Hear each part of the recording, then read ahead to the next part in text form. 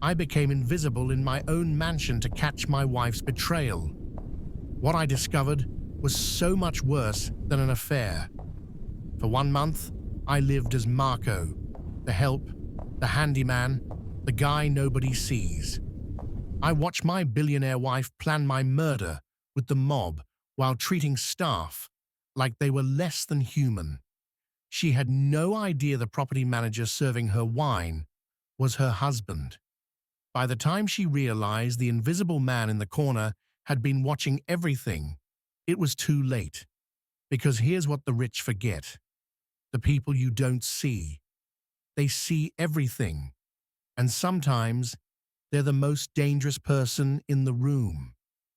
This is the story of how I became a ghost in my own life and used it to destroy the woman who thought I was already dead. Vincent Marcello had built empires from concrete and steel, but he'd never felt as invisible as he did standing in his own kitchen at 2 in the morning, watching his wife through the security monitor. Gabriella sat in the main house's library, her silk robe catching the lamplight as she laughed into her phone. Even through the grainy footage, Vince could see the way she touched her collarbone, that unconscious gesture she used to reserve for him, back when their marriage meant something beyond joint bank accounts and society page photographs. He'd returned from Singapore 12 hours early, claiming jet lag. The truth was simpler and more pathetic. He'd wanted to surprise her. Maybe bring back that spark they'd lost somewhere between their second mansion and their third yacht. Instead, he'd found the house empty, except for the night staff, and Gabriella's calendar showing a private appointment that had run until midnight. Vince switched camera angles, pulling up the driveway footage from earlier that evening. There, a black Mercedes S-Class with tinted windows. He zoomed in on the license plate and felt his blood run cold. The car belonged to Dante Vittorio. He'd done business with the Vittorios before. In this city, you couldn't develop waterfront property without at least acknowledging the families who'd controlled the docks for 3 generations. But those had been careful, legitimate transactions, renovating old warehouses into luxury condos, transforming abandoned piers into restaurants and galleries, clean money laundering clean spaces. Dante Vittorio didn't make social calls. Vince closed the security app and stared at his reflection in the darkened window of the guest house. At 48, he still had the build of the construction worker he'd been at 25, before his first big flip had turned into a development company. His father had owned a small contracting business in Brooklyn, the kind that did honest work for working people, the kind that sometimes had to pay protection fees to men who drove cars like Dante's Mercedes, the kind of business that had buried his father under debt and stress before Vince turned 30. He'd sworn he'd never be vulnerable like that, never be someone who could be squeezed. Yet here he was, watching his wife conspire with the one man in the city who could destroy everything he'd built. The phone in Gabriella's hand caught the light as she laughed again, and Vince made his decision. "Mr. Marcello, are you certain about this?" Frank Chen, Vince's head of security and the only person who knew the truth, stood in the guest house living room looking like he'd just been asked to plan his own funeral. "I need to see it, Frank. Who she really is when she thinks I'm not watching." "With respect, sir, you could just hire investigators, get concrete evidence of the affair, the Vittorio connection." "Evidence for what? A divorce?" Vince shook his head. "If Dante's involved, this is bigger than infidelity. I need to understand the play before I make my move." Frank was silent for a long moment, then nodded slowly. "How do you want to structure it?" "We're bringing in new staff. Housekeeper, groundskeeper, night manager. You're going to tell Gabriella I'm traveling for the next month, working on the Tokyo acquisition. Tell her I'm staying off-grid, total focus. And you'll be Marco Rossi, live-in property manager and handyman. Mid-40s, worked estates in Connecticut before this, references from families that don't exist anymore, old money that died out, someone she'd never bother to verify. She's going to recognize you." Vince smiled without humor. "When's the last time Gabriella really looked at the help, Frank?" Frank couldn't argue with that. They spent the next 3 days transforming Vincent Marcello into Marco Rossi. The expensive watch came off, replaced by a simple Timex. The tailored suits gave way to work pants and polo shirts with the estate's logo. Vince grew out his stubble into a working man's beard and started wearing reading glasses he didn't need. He studied the way the maintenance staff moved through the house, efficiently, quietly, eyes down unless directly addressed. Invisibility, he learned, was a skill. The hardest part was the accent. Vince had spent 20 years smoothing out his Brooklyn edges, training his voice for boardrooms and country clubs. Now he had to remember how his father spoke, how the guys on his first construction crews talked. It came back easier than he'd expected, like muscle memory. On the 4th day, Marco Rossi moved into the guest house's staff quarters. Gabriella didn't even look at him during the first week. Frank had introduced Marco at a Monday morning staff meeting, explaining that Mr. Marcello wanted someone living on site to handle after-hours maintenance and coordinate with the various service providers. Marco would also help with event setup when Mrs. Marcello entertained. Gabriella had been checking her phone through the entire introduction. When Frank finished, she'd glanced up just long enough to say, "Fine, whatever Vincent wants," before clicking away on her Louboutins. Vince had felt the dismissal like a physical blow. Not because she didn't recognize him, that was the plan, but because of how completely he'd ceased to exist in her eyes the moment Frank identified him as staff. He saw it everywhere in those first days. The way she'd leave her coffee cup on the hallway table for someone else to collect, how she'd drop her shopping bags in the foyer and simply walk away, assuming they'd be carried upstairs. The tone she used when speaking to Rosa, the new housekeeper, not quite cruel, but empty of any warmth or acknowledgement that she was addressing another human being. But it was the small cruelties that cut deepest. On his 3rd day as Marco, Vince was repairing a leaking faucet in the second-floor bathroom when he heard Gabriella's voice drift up from the landing. "No, Dante, I understand, but he's being stubborn about the waterfront properties. Yes, I know what they're worth to you. Well, that's why I'm working on it, isn't it?" Vince's hands stilled on the wrench. "The prenup is ironclad, but I've been married to the man for 20 years. I know where every account is, every holding. No, he trusts me completely. That's not arrogance, it's just fact. 3 weeks, maybe 4. Then we can move forward with the divorce, and the property transfers will be part of the settlement negotiation." A pause. "Dante, please, I'm not stupid. I know exactly who I'm dealing with. That's why this has to be done right. Of course I love you. I wouldn't be risking everything if I didn't." Vince heard her heels clicking away down the hall. He stared at the copper pipes in front of him, his vision blurring at the edges. She wasn't just cheating. She was dismantling his life piece by piece, selling him out to the mob, and she thought he was too blind to see it coming. The wrench in his hand bent slightly as his grip tightened.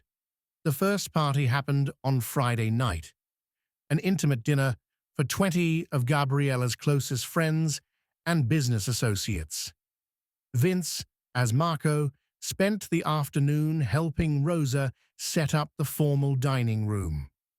Crystal that cost more than Rosa's annual salary, china that had belonged to a Habsburg princess, flowers flown in from Ecuador that morning. "She always like this?"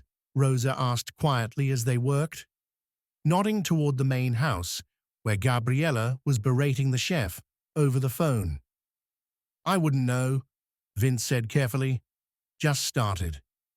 Rosa gave him a look that said she'd been doing this work long enough to spot a lie, but she didn't push. "Well, buckle up. These dinner parties are something else." She wasn't wrong. The guests arrived at 7. Vince recognized most of them: hedge fund managers, gallery owners, society wives whose husbands appeared in the Wall Street Journal, and scattered among them, like wolves in designer suits, were the Vittorios. Dante arrived with his wife Teresa, a striking woman in her 40s who wore diamonds like armor. But it was the man who came with them who made Vince's blood run cold: Salvatore Vittorio, the family patriarch. 80 years old and still radiating the kind of power that made senators return his calls. Vince kept his head down as he helped serve drinks, but he was listening to everything. "Gabriella, darling, this is exquisite," Teresa Vittorio said, gesturing at the dining room. "Vincent has such impeccable taste." "Oh, Vincent has a credit card with impeccable taste," Gabriella corrected with a laugh that made the other women join in. "I'm the one who actually creates these experiences."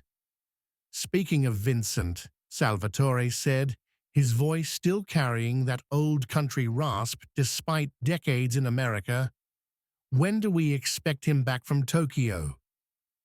"Another 3 weeks at least," Gabriella said smoothly. "You know how he is. Once he gets focused on a deal, the rest of the world disappears." "Convenient," Dante murmured, exchanging a glance with his wife.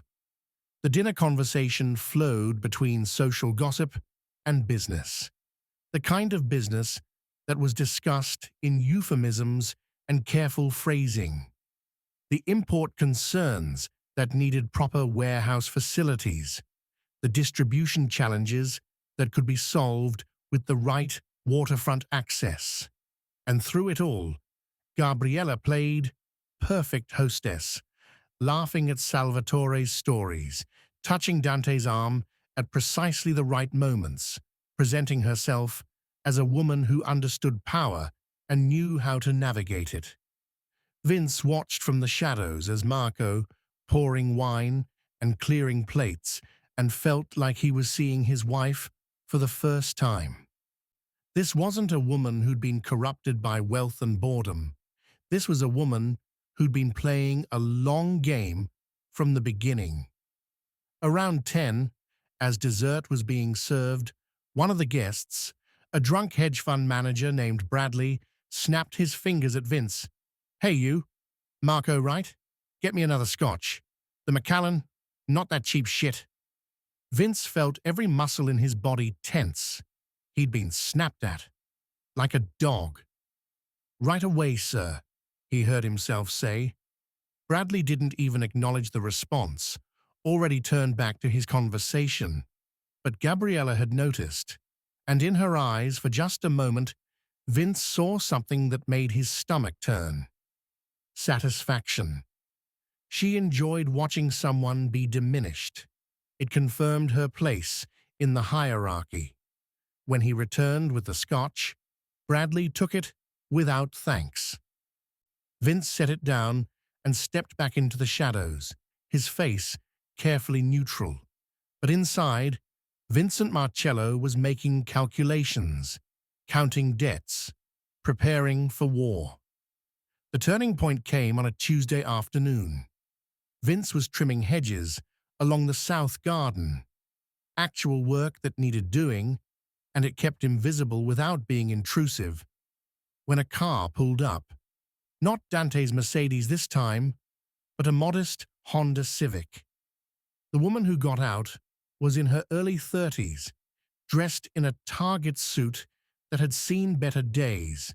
She carried a worn briefcase and had the hunched shoulders of someone who'd learned to make themselves small.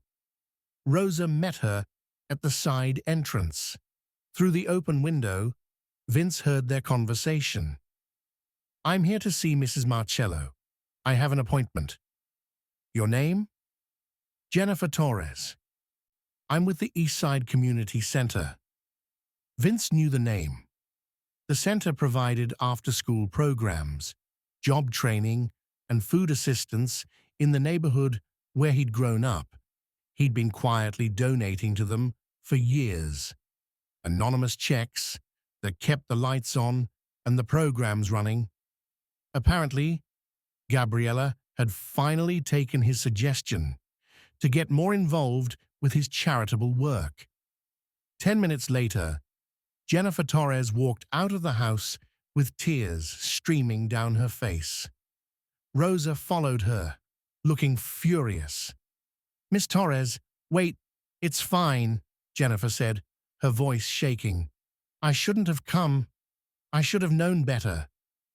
What she said in there was cruel, and "it's fine," Jennifer's composure cracked. "She's right, okay?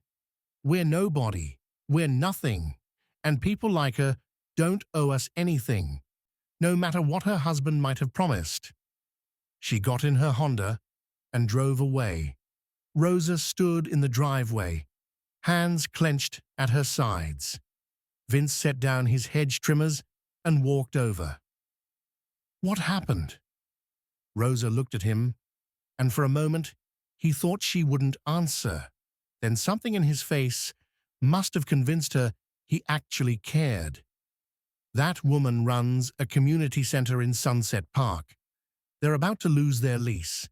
Landlord's tripling the rent, probably wants to turn it into luxury condos. She came to ask Mrs. Marcello if the foundation would help. Apparently, Mr. Marcello had told her to reach out." "And?" Rosa's jaw tightened. "Mrs. Marcello told her that the foundation only supports legitimate cultural institutions, not poverty tourism for people too lazy to lift themselves up. Then she suggested Jennifer should focus on getting a real job instead of enabling dependency." The hedge trimmers fell from Vince's suddenly nerveless fingers. "She said that. Word for word, I was standing right there." Rosa's eyes were bright with anger. "That center kept my nephew off the streets after his dad died, gave him somewhere safe to go, helped him with his homework. Now he's at CUNY, first in our family to go to college, but sure, it's just poverty tourism." Vince bent to pick up the trimmers, his hands shaking. Not from anger, he was past anger. This was something colder, clearer. "Rosa, can I ask you something?" "Sure." "How does Mrs. Marcello treat you when I'm not around?" Rosa studied him for a long moment.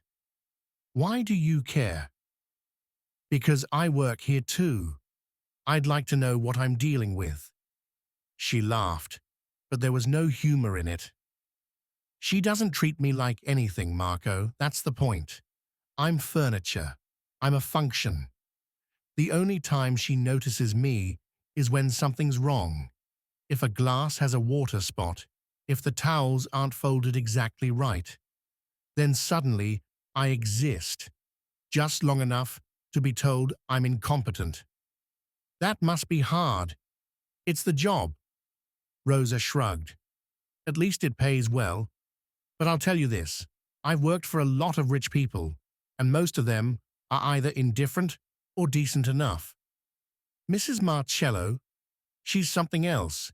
She enjoys it, you know. The power. Making people feel small.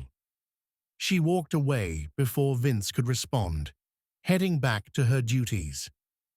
He stood in the garden for a long time, thinking about Jennifer Torres and the community center, thinking about the conversation he'd had with Gabriella 3 months ago when he'd told her how much that place had meant to him as a kid, how he'd done his homework there while his mum worked double shifts, how the director, Mrs. Chen, had helped him apply to college when no one else thought a kid from his neighborhood had a chance.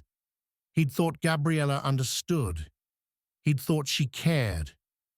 But she'd just been nodding, the way you nod at a child telling a boring story, waiting for it to be over so you can get back to important things.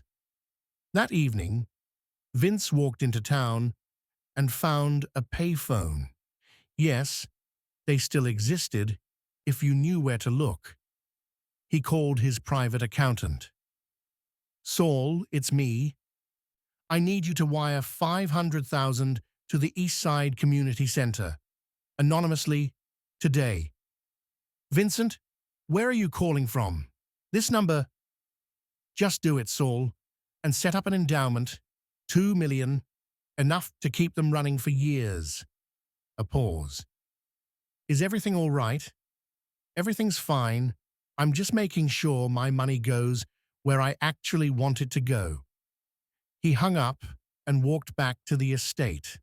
Marco Rossi on the outside, Vincent Marcello sharpening his knives within. The next 2 weeks revealed the full scope of the conspiracy. Vince cultivated relationships with the other staff, the gardeners, the pool maintenance crew, the rotating team of specialists who kept the mansion running. To them, Marco was just another working stiff, someone who understood the unspoken rules of service work. And when you're invisible, people talk around you like you're not there. He learned that Dante Vittorio had been visiting the house for months, always when Mr. Marcello was traveling. That Gabriella had fired the previous property manager, a woman who'd worked for Vince for 8 years, after she'd made the mistake of mentioning these visits to her boss. He learned that Gabriella had been systematically pushing out any staff member who'd been with them more than 5 years, anyone who might feel loyalty to Vince instead of her. He learned that she'd already had papers drawn up by a divorce attorney, hidden in her private office, but not hidden well enough to escape the notice of the cleaning crew. But the real revelation came during another dinner party, this one even more intimate than the last. Just Gabriella, Dante, and Salvatore Vittorio, meeting in Vince's own study. Vince had volunteered to serve them personally, Marco being helpful, Marco being efficient, Marco being completely beneath notice. The Tokyo deal is fake, Gabriella said, ice clinking in her glass as she spoke. I made the whole thing up. Vincent's actually at the guest house, holed up with his lawyers, trying to restructure some holdings before the divorce. Vince's heart stopped, but his hands stayed steady as he poured wine. Salvatore's eyes narrowed. He knows? About us? No, he just knows the marriage is over. He thinks it's a standard dissolution. Sad, but amicable. She laughed. He has no idea I've been documenting his connections to various, let's call them legally ambiguous investments, the kind that would interest the FBI if they came to light.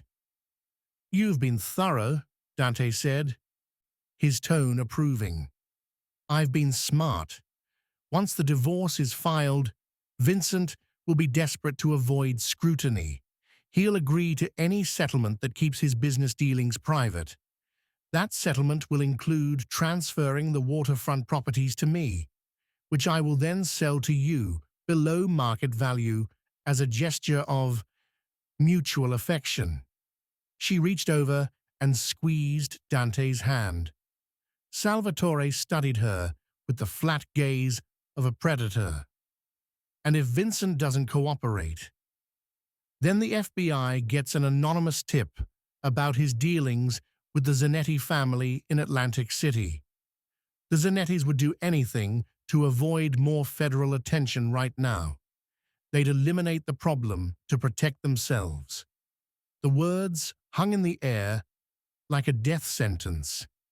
Vince stood perfectly still, the wine bottle in his hand, and understood with crystal clarity that his wife had just orchestrated his murder. Not directly, not with her own hands, but she'd built a trap that would make his death not just possible, but inevitable. Salvatore seemed satisfied. You've planned well, Gabriella. When do we move forward? 2 more weeks. I want Vincent back from the guest house, settled into the routine, thinking he's in control of the divorce proceedings. Then I file. Then we apply pressure. She smiled. Then we get what we want. And if he survives the Zanettis? Dante asked. Gabriella's smile widened. Then I'm a grieving widow, with full control of a multi-billion-dollar estate. Either way, we win. They toasted to that. Vince finished pouring, collected the empty appetizer plates, and walked out of the study on legs that felt like water. In the kitchen, he set the plates down carefully, his hands finally starting to shake. Rosa looked over from where she was preparing the next course. Marco, you okay? Fine, he managed. Just tired. But he wasn't fine. He was standing in his own house, listening to his wife plan his death, and no one even knew he was there. For the first time since starting this experiment, Vincent Marcello wondered if invisibility might be the most dangerous power of all. That night, Vince sat in the guest house and made phone calls. The first was to Michael Brennan, his attorney for the past 15 years. Not the corporate lawyers who handled his business deals, but the criminal defense attorney he'd kept on retainer since his first successful development project. You didn't build what he'd built without making enemies. Michael, I need you to prepare for a war. Vincent, it's midnight. What's going on? Vince told him everything. The surveillance as Marco, the Vittorio connection, the divorce plan, the casual discussion of his potential murder. Michael was quiet for a long time. Then, Jesus Christ, Vincent. You need to get out of there. Tonight. Let me call the police. And tell them what? That my wife is having an affair with a mobster? That's not illegal. That she's planning to divorce me and manipulate the settlement? That's just expensive.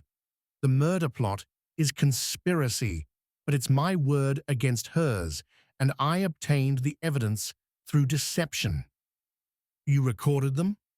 No. I was standing right there, serving them wine. But I'm not Vincent Marcello right now, remember? I'm Marco Rossi. And Marco Rossi has no legal standing to testify about anything. This is insane. This is necessary. Michael, I need you to do 3 things. First, move all liquid assets out of joint accounts and into untouchable trusts. Family trusts, charitable foundations, anything Gabriella can't touch in a divorce. Do it quietly. Make it look like routine estate planning. That's going to raise red flags. Let it. I want her lawyers to see that I'm not going to be an easy mark. Second, I need a complete forensic analysis of all Gabriella's communications, financial records, everything. Hire investigators. Use whatever methods are necessary. I need proof of the Vittorio relationship that doesn't depend on my testimony. And third, I need you to reach out to the FBI, quietly.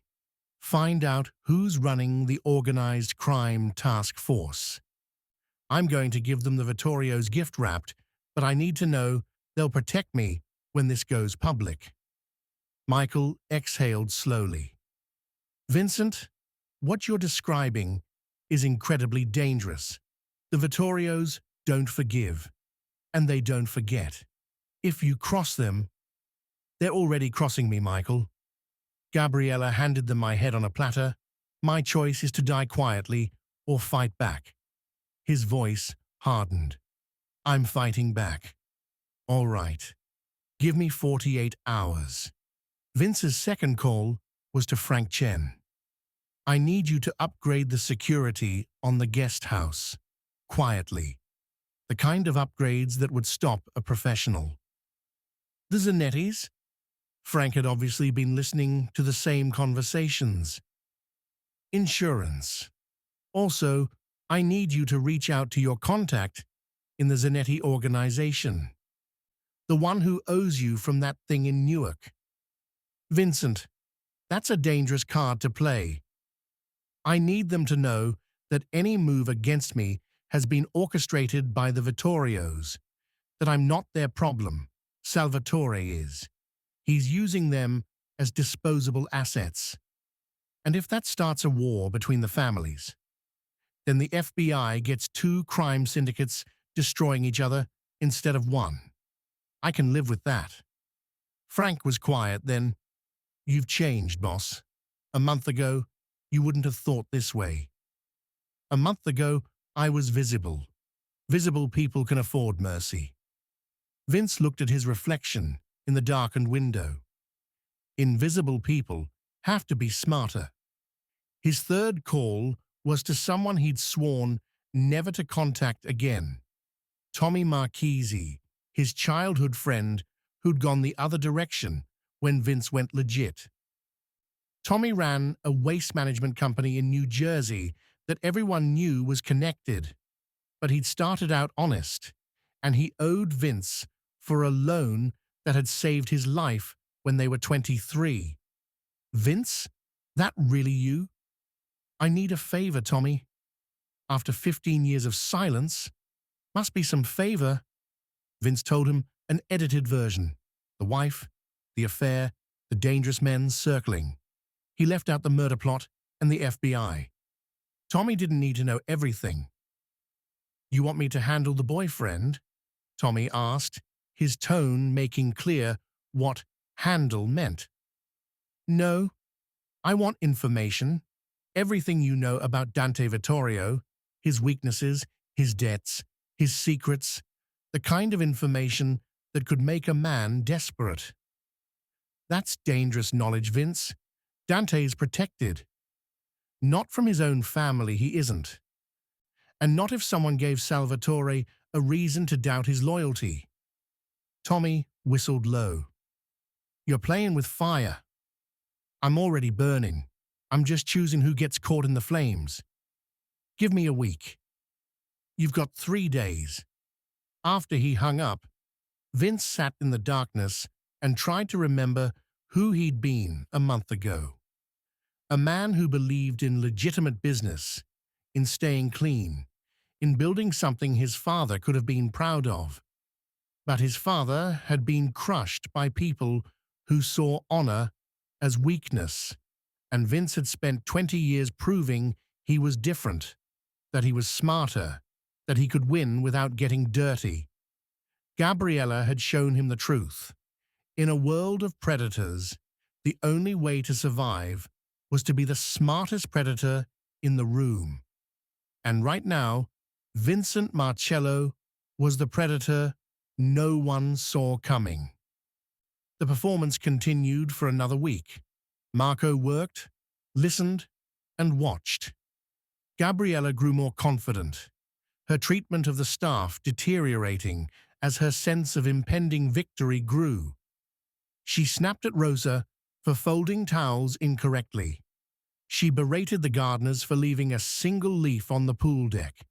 She told the chef, a cordon bleu graduate who'd worked at Michelin-starred restaurants, that his soup was pedestrian at best. And through it all, Vince watched his wife become someone he'd never truly known. The breaking point came on a Thursday evening. Vince was in the garage, working on one of the estate's vehicles, when he heard voices, Gabriella and Dante, walking through the garden toward the guest house. His guest house. They were laughing.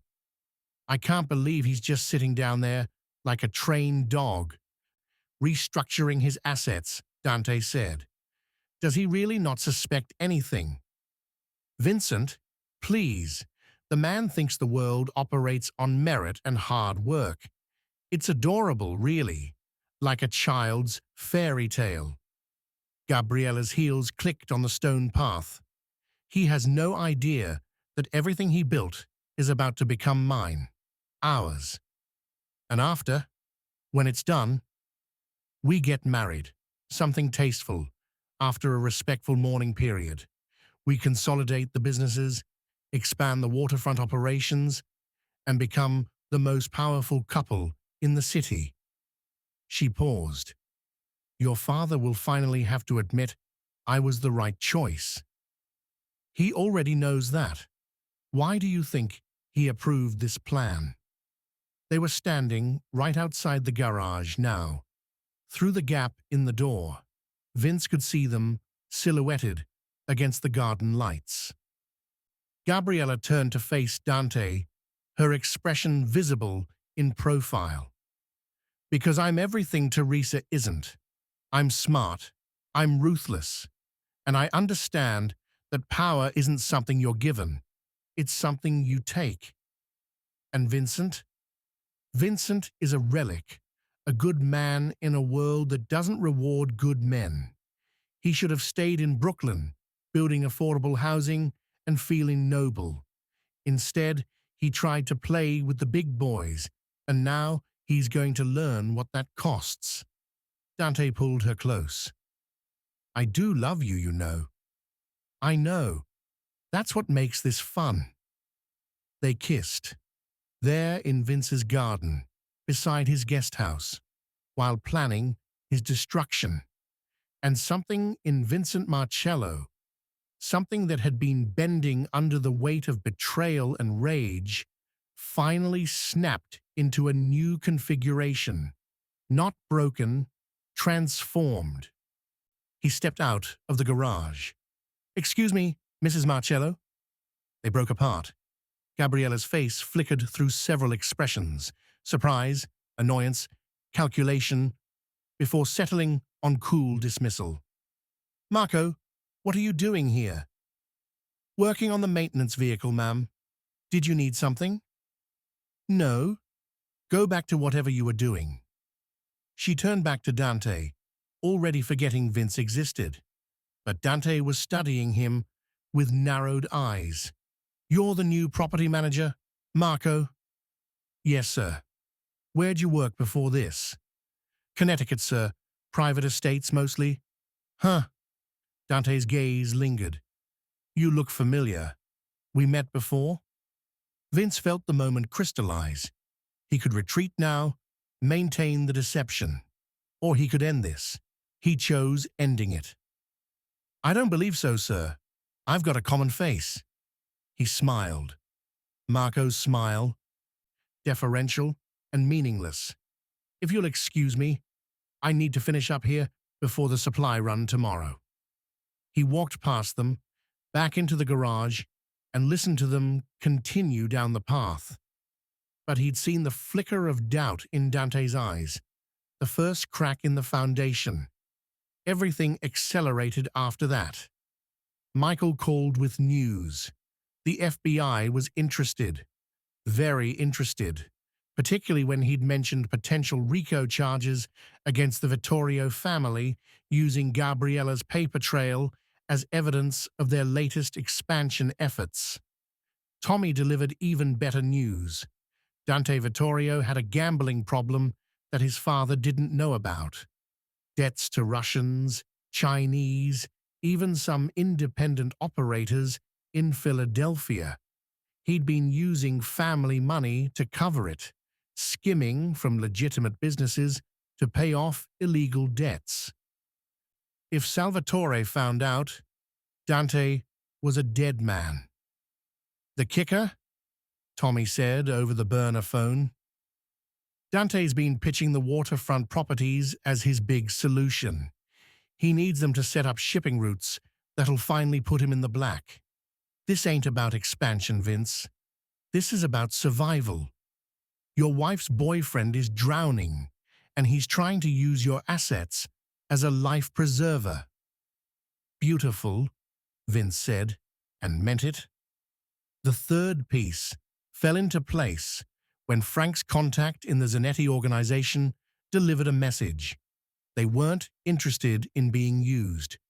If the Vittorios wanted Vincent Marcello dead, they could do their own dirty work. The Zanettis were done being anyone's muscle, which meant Gabriella's backup plan had just evaporated. On Friday morning, Vincent Marcello emerged from the guest house for the first time in a month. He was clean-shaven, wearing a suit that cost more than Marco's monthly salary. Every inch the billionaire who'd built an empire from nothing. And he walked straight into his own house like he'd never left. Gabriella was having breakfast in the conservatory when Vince walked in. She looked up from her phone, and the blood drained from her face. "Vincent, what are you? You're supposed to be in the guest house?" He pulled out a chair and sat down across from her. "I was, for the past month, living as Marco Rossi, your property manager. The man you walked past 40 times without seeing. The man who served you wine while you planned my death." Her mouth opened and closed. "I don't... What are you talking about? Let me refresh your memory." He pulled out his own phone and pressed play. Gabriella's voice filled the room. Then the FBI gets an anonymous tip about his dealings with the Zanetti family. The Zanettis would do anything to avoid more federal attention. They'd eliminate the problem to protect themselves. Her face went white, then red. "You recorded me, in my own home, our home, and I didn't record anything. I was there. I heard every word. I watched you sell me out to the Vittorios. I watched you destroy any staff member who might be loyal to me. I watched you mock a woman who runs a community center that kept kids like me alive. Vincent, I can explain." "Don't." His voice was ice. "Don't insult me with explanations. I know exactly what you are now, what you've always been. I was just too blind to see it until I became invisible." Rosa appeared in the doorway, her eyes wide. Behind her, Frank stood, with two men in FBI windbreakers. "Mrs. Marcello," one of the agents said, "we have some questions about your relationship with Dante Vittorio and several financial transactions that may constitute conspiracy to commit—" "Wait!" Gabriella's composure shattered. "Vincent, please, we can work this out. I made mistakes, but we're done." He stood. "Frank, please escort Mrs. Marcello to her attorney. Rosa, you're promoted to head of household. Triple your current salary. I'll need help hiring a new staff, people who actually want to work here, not just endure it." "Yes, sir," Rosa said, her voice shaking. Vince turned back to Gabriella one last time. "You taught me something important. Power without visibility is worthless, but visibility without power is dangerous. For 20 years, I was visible and thought that was enough. You proved me wrong." "So what now?" she spat, the mask finally falling away to reveal pure venom. "You destroy me, Make yourself feel like a big man? No. He smiled, and it was nothing like Marco's deferential smile.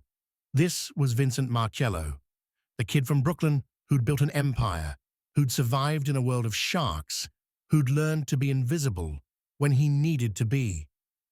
I give you exactly what you deserve. Visibility without power. The FBI will charge you with conspiracy. The society pages will destroy you. And everyone who you treated like furniture will watch you fall. He walked to the door, then paused. Oh, and Dante? He's currently explaining to his father why he's been gambling away family money. I provided Salvatore with complete documentation. I imagine that conversation isn't going well. Gabriella's scream followed him out of the house.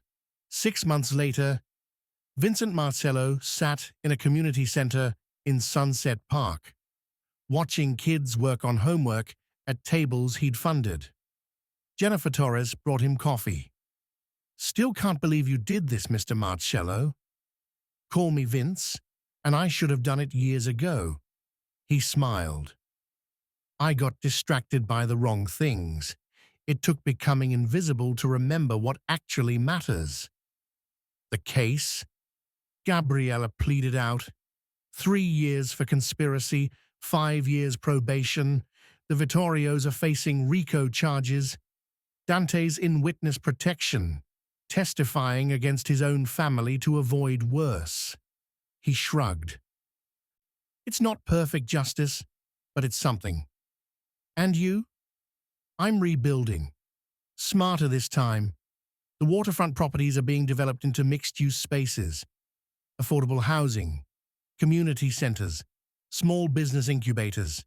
Turns out you can make money and help people at the same time. Who knew? Jennifer laughed. Revolutionary concept. A kid walked up to their table, maybe 14, with the same hungry look Vince had worn at that age.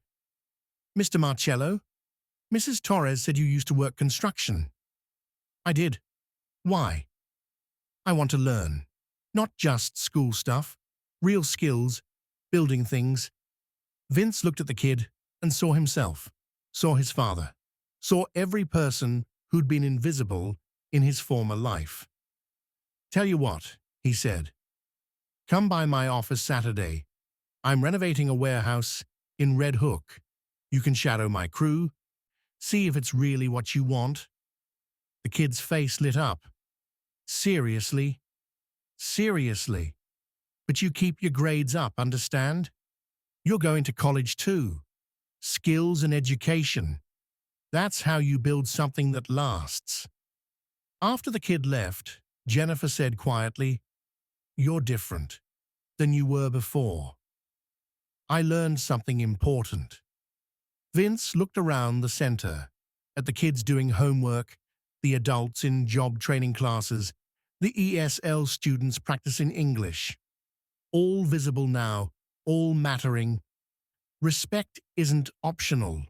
It's not something you give when someone has power or status. It's what you give because they're human, because they're there. And if they can't see you, if you're invisible to them, then they're the ones who are really blind. He smiled, and sooner or later, everyone becomes visible. The question is whether you'll like what people see when they finally look. He finished his coffee and stood. I need to get going. Board meeting this afternoon. We're restructuring the foundation to focus on workforce development and affordable housing. The former Mrs. Marcello must love that. The former Mrs. Marcello is currently discovering what it's like to be invisible. No one returns her calls anymore. Her society friends pretend not to see her. She's learning the same lesson I did. His expression hardened for just a moment. The difference is, I learned it while I could still change. She learned it too late. He walked out into the Brooklyn afternoon. a billionaire who'd lived in his own guest house and learned what it meant to be unseen. He'd never be invisible again. But he'd never forget what he'd learned in those shadows, that the measure of a person isn't how they treat people who can help them, but how they treat people who can't. That power without respect is just tyranny, that the staff, the helpers, the invisible people who keep the world running, they see everything. And sometimes they're the most powerful people in the room. Vincent Marcello had built an empire twice, once out of ambition and blind luck, the second time out of humility and open eyes. The second empire he knew would last because he'd finally learned to see.